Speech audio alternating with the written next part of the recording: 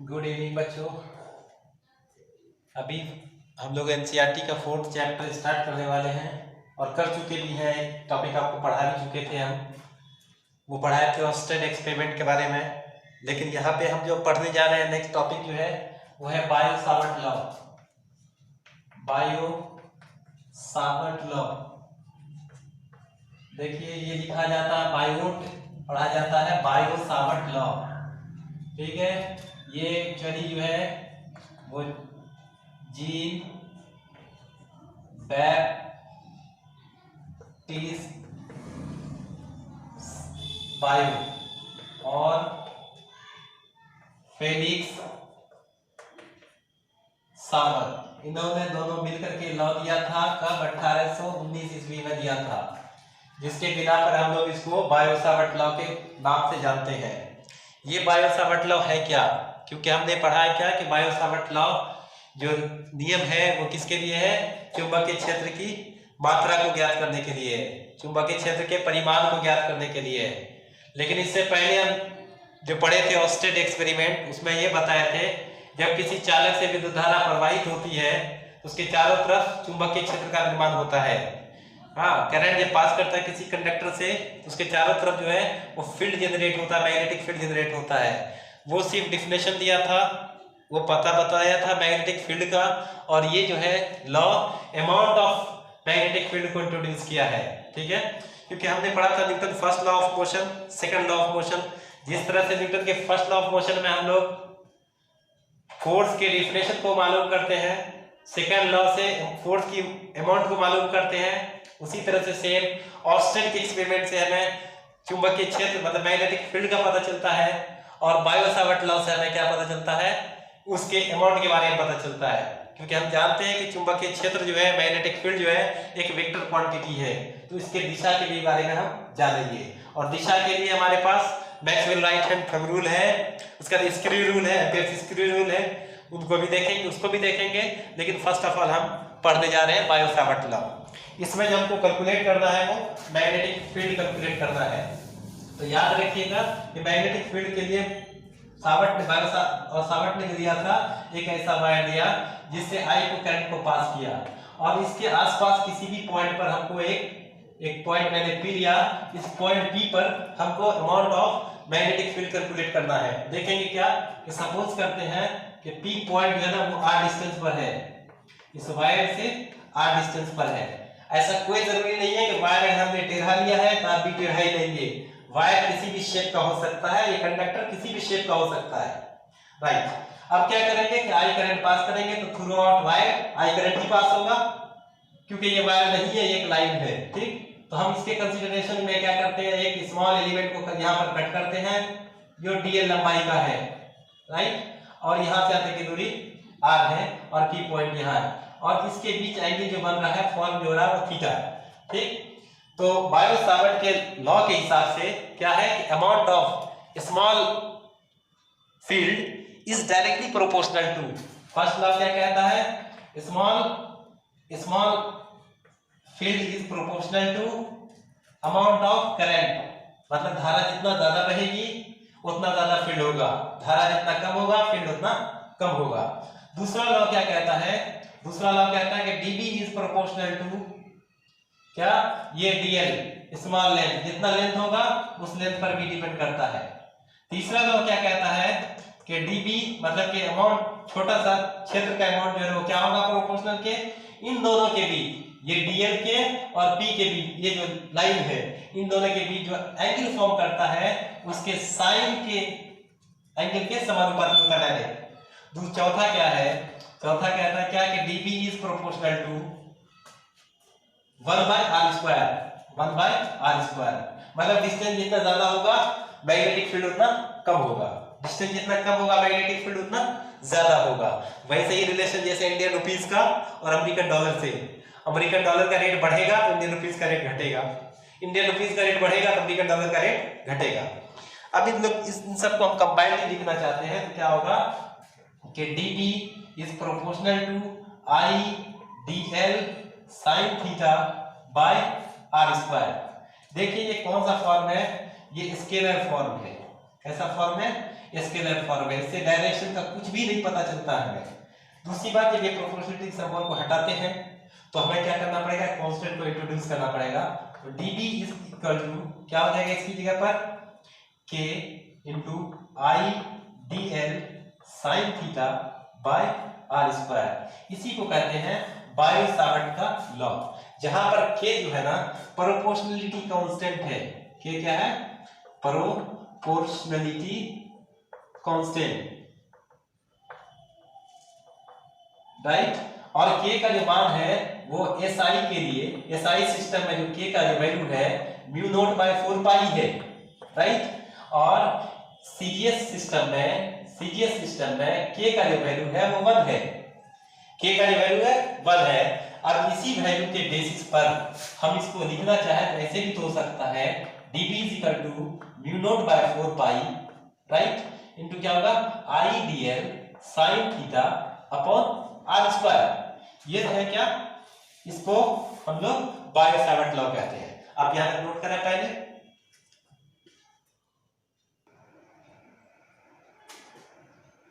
इसमें जो है इक्वेशन लिखा था dB is equal to mu naught by 4 pi into IDL sin theta by r square, ऐसा था। इसमें जो म्यू है, म्यू नोट जो है ना, इसको कहते हैं परमिएबिलिटी, इसका जो वैल्यू होता है, हाँ मींस के क्या हुआ कि k का जो वैल्यू है वो म्यू नोट बाय 4 पाई है। और अगर हमको किसका वैल्यू निकालना है, हमको निकालना है म्यू नोट का वैल्यू। तो होता है क्या, म्यू नोट का होगा 4 पाई इंटू 10⁻⁻⁷, जिसका यूनिट क्या होगा, यूनिट होगा क्या, वेबर पर एम्पियर पर मीटर, वेबर पर एम्पियर पर मीटर। या तो इसको दूसरे फॉर्म में, हम टेस्ला के फॉर्म में अगर लिखना चाहते हैं तो टेस्ला के फॉर्म में क्या हो जाएगा, 4 पाई इंटू 10⁻⁷ टेस्ला पर मीटर और टेस्ला मीटर पर एम्पियर, सॉरी टेस्ला मीटर पर एम्पियर। ये किसके फॉर्म में है, टेस्ला के फॉर्म में। और अगर हम इसके लिए इसको अगर हम वेक्टर के फॉर्म में लिखना चाहते हैं, वेक्टर के फॉर्म में क्या होगा, वेक्टर के फॉर्म में क्या होगा कि dB वेक्टर का अमाउंट क्या होगा, म्यू नॉट बाय 4 पाई, इसका तो कोई वैल्यू ही नहीं होगा, ये सेम रहेगा, कांस्टेंट है, IDL sin थीटा बाय ये क्या होगा आर स्क्वायर। तो अगर हम सपोज करते हैं कि हम इस पर क्या लगाते हैं, वेक्टर लगा, ये बोर्ड लगाते हैं, ठीक है, इस पर बोर्ड लगाते हैं तो क्या हो जाएगा, ये वेक्टर फॉर्म है ना, ये वेक्टर फॉर्म है और यहाँ पे ये वेक्टर फॉर्म है। तो क्या आ जाएगा, ये dB in vector form is equal to mu naught by 4 pi into IDL और R एक दूसरे के किसके होगा, क्रॉस प्रोडक्ट के बाद साइन को हटाएंगे, ये क्रॉस प्रोडक्ट में आ जाएगा। ये देखिए वेक्टर फॉर्म में क्या होगा, यहाँ पर हम लोग क्यूब लेंगे क्योंकि यहाँ पर हमको एक पोजीशन वेक्टर को इंट्रोड्यूस करना पड़ेगा, इसलिए क्या होगा, ये इसका वेक्टर फॉर्म है। दूसरी बात कि अगर इसके लिए स्पेशल केस इंट्रोड्यूस करते हैं, स्पेशल केस देखिएगा तो क्या होगा, स्पेशल केस क्या होगा, if theta is equal to 0 degree, if theta is equal to 0 degree या theta is equal to 180 degree. अगर थीटा 0 लीजिए या 180 लीजिए तो क्या होगा, इसमें dB का वैल्यू क्या होगा, इसको 1 मानते हैं, इसका dB का वैल्यू क्या हो जाएगा, ये पूरा 0 डिग्री हो जाएगा, 0 हो जाएगा पूरा, तो पूरा टर्म क्या हो जाएगा, dB इज इक्वल टू 0। तो ये क्या होगा, सबसे मिनिमम फॉर्म है, मिनिमम फॉर्म। और दूसरी चीज है क्या कि जब हम क्या करते हैं, अगर हम थीटा का वैल्यू 90 डिग्री लेते हैं, मतलब क्या, इन दोनों के बीच में, इसके बीच में और इसके बीच में 90 डिग्री का एंगल बन रहा है, तो ऐसे केस में क्या होगा, dB का वैल्यू होगा, यहाँ पर देखिए sin 90 हो जाएगा, क्या हो जाएगा, ये मैक्सिमम वैल्यू हो जाएगा, mu naught by 4 pi into IDL by r square, ये इसका मैक्सिमम वैल्यू है, राइट। ये मिनिमम वैल्यू 0 है और मैक्सिमम वैल्यू क्या है, ये IDL बाय आर स्क्वायर, साथ में म्यू नॉट बाय 4 पाई भी होगा मैक्सिमम वैल्यू।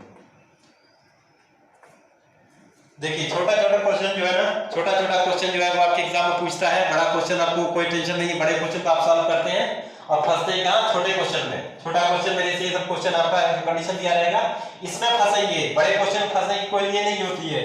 जो कंपटीशन एग्जाम होता है छोटे क्वेश्चन में आपको फंसाने की कोशिश करता है, तो हम छोटे क्वेश्चन पर भी केयर करेंगे। बेसिक का अगर हम केयर करेंगे तो ऑब्वियसली हमको बड़ा क्वेश्चन बनेगा, और सिर्फ डायरेक्ट पहले बड़ा क्वेश्चन बना लिए तो सोचिए छोटा क्वेश्चन बनेगा तो इम्पॉसिबल है।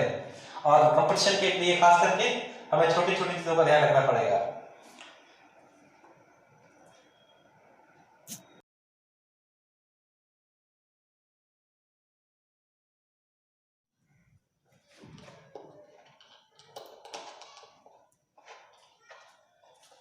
नेक्स्ट डिस्कस करने जा रहे हैं कि facts about Biot-Savart law. Biot-Savart law का क्या फैक्ट है उस पर थोड़ा सा हम फोकस करते हैं। मैंने आपको पहले ही बताया था कि ये जो है बायो-सावर्ट लॉ किसी भी शेप के लिए, कोई भी शेप होगा उस शेप के लिए वैलिड है। कोई भी शेप आप ले लीजिएगा, एनी शेप का वायर लीजिएगा, उस पर बायो-सावर्ट लॉ एप्लीकेबल हो जाएगा। दूसरा क्या है कि ये इनवर्स स्क्वायर रूल का पालन करता है। इनवर्स स्क्वायर रूल में जैसे क्या कि हमने कूलम्स लॉ पढ़ा था, H = 1/4 pi epsilon naught into q1 q2 by r²। यहां पर भी तो वैसा ही है, यहां पर भी तो ऐसे ही है कि dB = μ0/4 pi into I dl sin theta by r²। देखिए यहां पर दोनों सेम है। ये क्या है, स्क्वायर रूल का पालन करता है। दूसरा क्या, तीसरा क्या है, it obeys the principle of superposition. ये सुपरपोजिशन का भी प्रिंसिपल का पालन करता है। क्यों? क्योंकि ऐसा ऐसा पॉइंट जो है ना वो सभी डायरेक्शन हो सकता है, इधर होगा, इधर होगा, उधर होगा, हर जगह होगा। और उसके बाद क्या, it is valid for symmetrical current. Current इसमें क्या होना चाहिए, सिमेट्रिकल होना चाहिए। इस पॉइंट को कंसीडर कर रहे हैं, करंट थ्रू आउट वायर क्या होना चाहिए, सिमेट्रिकल होना चाहिए। मतलब आधा इधर आधा उधर बराबर होना चाहिए, जितना इधर ले रहे हैं उतना उधर होना चाहिए। ठीक, उसके बाद क्या, it is analogous of Coulomb's law. मतलब कि कूलम्स लॉ को देखिए और ये बायो-सावर्ट लॉ को देखिए, दोनों देखने में एक जैसा लग रहा है, इसलिए क्या लिखा हुआ है, it is analogous of Coulomb's law of in electrostatic, जो पढ़े थे पहले ही मतलब चैप्टर के अंदर। उसका फिर क्या है कि dB, ये जो B होगा, यहां पर जो क्षेत्र होगा, हमने इसमें एक चीज भूल गया मैं इसमें लिखते हुए, इसके डायरेक्शन को फाइंड आउट नहीं किया है। डायरेक्शन इसका क्या होगा, डायरेक्शन वो थंब रूल से, मैक्सवेल थंब रूल से निकालेंगे, तो इस दिशा में रखेंगे और ये मोड़ेंगे उंगली को, तो क्या होगा, अंदर की तरफ जा रहा है। मतलब क्या कि फील्ड क्या होगा, इनसाइड होगा। इनसाइड वाले को क्रॉस लिखते हैं, आउटवर्ड वाले को डॉट से लिखते हैं। यही पॉइंट अगर इसकी बजाय इधर लेते तो क्या होता है, ये पॉइंट बाहर की तरफ होता। तो क्योंकि हम बाहर की तरफ फील्ड को देख नहीं सकते हैं, इसलिए क्या होता है, इसको डॉट से और इसको क्रॉस से। राइट साइड है तो अंदर, लेफ्ट साइड है तो बाहर, मतलब ऐसे इधर अंगूठा डालेंगे और उसका ये आप इसको घुमाएंगे, देखेंगे अंदर की तरफ जा रहा है, इसलिए क्रॉस होगा, और बाहर आता तो ये डॉट लेते, यहाँ पर डॉट लेते, लेकिन हम यहाँ पर क्रॉस लेंगे। तो फील्ड कहाँ है, अंदर की तरफ है। तो ये फील्ड होगा, बी होगा, वो क्या होगा, आईडीएल पर, आईडीएल का जो है ना क्या है, क्रॉस प्रोडक्ट है। आईडीएल का क्या है, क्रॉस प्रोडक्ट है। ये दोनों क्या है, दोनों में क्या क्रॉस प्रोडक्ट में है। इसी वजह से क्या होगा कि dB is perpendicular to the both ideal and r। ये आइडियल पर भी परपेंडिकुलर होता है d, और r के भी परपेंडिकुलर होता है। जैसे कि आपके वो फ्लेमिंग राइट हैंड रूल या लेफ्ट हैंड रूल जानते हैं ना, कि तीनों एक दूसरे पर परपेंडिकुलर है। उसी तरह से यहाँ पर भी क्या, ये इसके भी परपेंडिकुलर है और ये इससे भी परपेंडिकुलर है। नेक्स्ट क्या है, नेक्स्ट क्या है, it is applicable to very small length. बहुत छोटे लेंथ के लिए क्या होगा, एप्लीकेबल होगा। अगर लेंथ ज्यादा बड़ा लेंगे तो ये पॉसिबल नहीं है कि उतने बड़े लेंथ के लिए एप्लीकेबल होगा। ठीक है, ये फैक्ट था, आप इसको नोट डाउन करेंगे। इसके बाद हम बात करेंगे थोड़ा जो चीज छूट गया वो क्या है, यूनिट के बारे में, और इसको पूरे अमाउंट के लिए, बड़े अमाउंट के लिए इसको हम क्या करेंगे, इंटीग्रेट करेंगे। पहले यहां तक नोट डाउन करिए। उसी वेक्टर फॉर्म को हम ऐसे लिखे थे, dB = क्या होगा, dB = क्या था, μ0/4 pi, हाँ, इनटू क्या था, I dl cross r by r³, ऐसा था। अब इसी को क्या करना है, अगर हमको वेक्टर के फॉर्म में लिखना है, हाँ, अगर ये वेक्टर के फॉर्म में, अगर हम टोटल अमाउंट के बारे में बात करेंगे तो क्या करेंगे, दोनों तरफ इंटीग्रेट करेंगे। दोनों तरफ इंटीग्रेट करेंगे तो क्या हो जाएगा, ये total amount of field is nothing but μ0/4 pi into I, और ये फील्ड कहां से होगा, ये I बाहर हो गया, तो क्या होगा, dl cross r by r cube. किसके लिए ये टोटल फील्ड के लिए, पूरे थ्रू आउट द लेंथ ये टोटल फील्ड है। यहां तक टोटल फील्ड निकाल दिया फील्ड, राइट। अब क्या करेंगे हम इसके यूनिट के बारे में बात करेंगे कि मैग्नेटिक फील्ड का जो यूनिट है वो है क्या, टेस्ला। यहाँ ऐसा यूनिट में क्या है, टेस्ला। अब उसके बाद जो है अमाउंट पता चल गया है, उसके बाद डायरेक्शन भी पता चल गया है। उसके बाद हम जो है यूनिट के बारे में बात करेंगे, क्योंकि हम जानते हैं क्षेत्र का जो यूनिट है, चुंबकीय क्षेत्र का यूनिट जो है वो टेस्ला है। एसआई यूनिट में टेस्ला है, तो एसआई यूनिट में जो होगा 1 tesla is equal to 1 newton per metre per ampere, यही इक्वल होगा 1 वेबर पर मीटर स्क्वायर के। इसी को अगर हम सीजीएस में अगर कंसीडर करते हैं या उसी को ईएबी में कंसीडर करते हैं तो क्या होता है, गॉस होता है, ठीक। गॉस बराबर होगा 1 मैक्सवेल इनटू 1 सेंटीमीटर स्क्वायर, और ये होता है 1 डाई, ये एबी पर एम्पीयर पर सेंटीमीटर, राइट। अब इसी को अगर टेस्ला के फॉर्म में लिखने की कोशिश करेंगे तो 10⁵ डाई बाय 1/2 एबी कूलम, मतलब ये जो यूनिट है इसमें एबी में आ गया, एबी पर कूलम इनटू 10 पावर सेंटीमीटर, है ना। तो यहाँ पे क्या हो जाएगा, स्क्वायर हो जाएगा। तो फिर क्या करेंगे, जब इसको सॉल्व करेंगे तो ऑब्वियसली ये 10⁴ गॉस आएगा। तो 1 इसलिए क्या होगा, 1 tesla is equal to 10⁴ gauss. तो ये रिलेशन है टेस्ला और गॉस के बीच में, जो एसआई यूनिट के बीच में और सीजीएस यूनिट के बीच में। 1 tesla is equal to 10⁴ gauss की, क्योंकि डायमेंशनल फार्मूला भी हम जानना चाहिए हमें भी, क्या होगा इसका m a inverse e to the t⁻⁻², right. ये हम कैलकुलेशन उससे ला सकते हैं। जो फार्मूला हमारा था क्या, वही dB वाला फार्मूला जो था, dB क्या होगा, mu naught by 4 pi into IDL sin theta by r²। इस पर हम रखेंगे तो हमें ये आ जाएगा, ठीक है। क्योंकि एग्जामिनेशन में जो कॉम्पिटिटिव एग्जाम होगा उस एग्जाम में छोटी मोटी चीजें याद रखनी है आपको। बड़ा बड़ा क्वेश्चन करके गए, छोटा क्वेश्चन पूछा, बस वहीं पर हालत खराब हो गई। इसका नहीं, छोटे क्वेश्चन, छोटा ही क्वेश्चन आपको फंसाता है। बड़ा क्वेश्चन तो आप करके जाते ही है, छोटा क्वेश्चन क्या करता है, आपको फंसा देता है। और कंपटीशन में खास करके छोटा ही क्वेश्चन जो कि ज्यादा वैल्यूएबल है, ज्यादा वही आपको क्या करेगा, परेशान करेगा, बड़ा क्वेश्चन नहीं करेगा, क्योंकि आप तैयारी करके उसी हिसाब से जाते हैं। तो छोटी मोटी चीजें जो ईएसयू, ईएमयू या सीजीएस, एसआई, हाँ, जो यूनिट है, डायमेंशनल फार्मूला है, रिलेशन है, हाँ, इन सब चीज पर थोड़ा फोकस करना है। ये सब चीजें आपका जब क्लियर हो जाएगा ना, तो ऑब्वियसली का कॉम्पिटिटिव एग्जाम बिल्कुल इजी रहेगा। हाँ, सिर्फ बोर्ड के लिए, पास होने के लिए नहीं, पास होने के लिए तो आप तो हाँ गेस्ट पेपर से भी पास हो सकते हैं, नहीं, आप बोर्ड को छोड़, बोर्ड को तो करना ही करना है, साथ साथ हमें कॉम्पिटिटिव पर भी ध्यान देना ही है कि हमें छोटी चीजों पर ध्यान रखनी है।